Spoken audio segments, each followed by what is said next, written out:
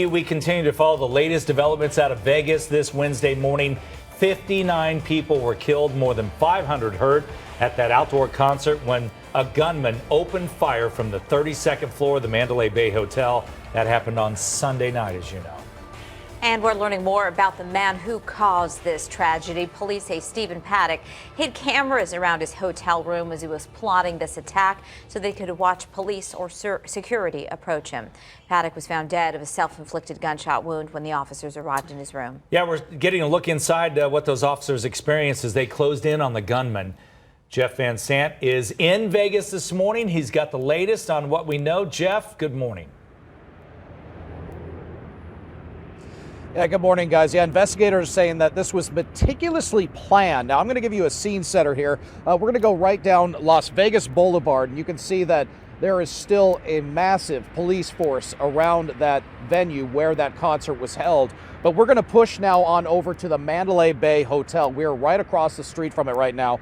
We're going to take you right up to the 32nd story, and you can see the window where Paddock shot out of that window into that crowd of more than 20,000 people, causing one of the worst shooting disasters in America. Now, the ATF is saying Paddock had an array of firearms up there, including 12 modified rifles equipped with a legal device called bump fire stock. It essentially turns a semi-automatic rifle to full auto. It's not accurate, but he did have a massive target with 20,000 plus people below. Now, investigators also say he equipped cameras inside and outside of his hotel room. A security guard was shot through the door as he tried to get inside during the mayhem. Now, police have raided two of Paddock's homes. They've recovered dozens of firearms and explosives. Ammonium nitrate, which is used to help make a bomb, was found inside his car. Now, a new body camera footage from police has been released, and of course, this gives us another perspective of the utter chaos of that night when people were just trying to get to safety. Police were just trying to figure out what was going on. They were aiding people that were wounded. They were also trying to find this gunman who was just raining down bullets from that 32nd story window. Now, police do have a person of interest. Paddock's girlfriend, she was brought home from the Philippines. There are some reports saying she left the country days before the shooting. She is now being interviewed in LA. In terms of victims, the majority have been identified, but we have learned that at least 3 remain unidentified. We do know that there is a hotline set up for family and friends who say they are still missing loved ones.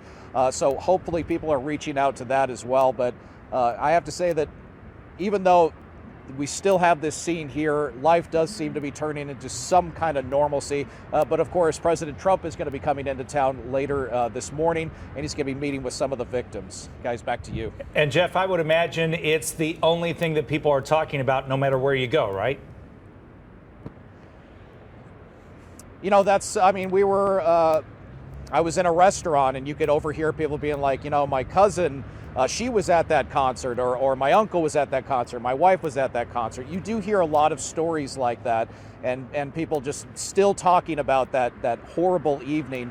But I think a lot of people are trying to move forward now. Of course, they want answers. Unfortunately, the shooter did take his own life, so we can't hear his story. We can't get into his mind.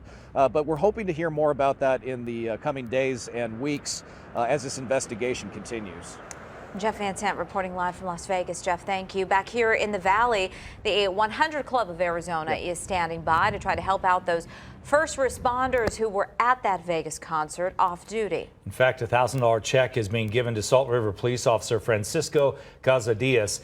His wife was shot on Sunday. We're told she is in extremely critical condition on life support. So sad. The 100 Club is a nonprofit that financially supports first responders and their families.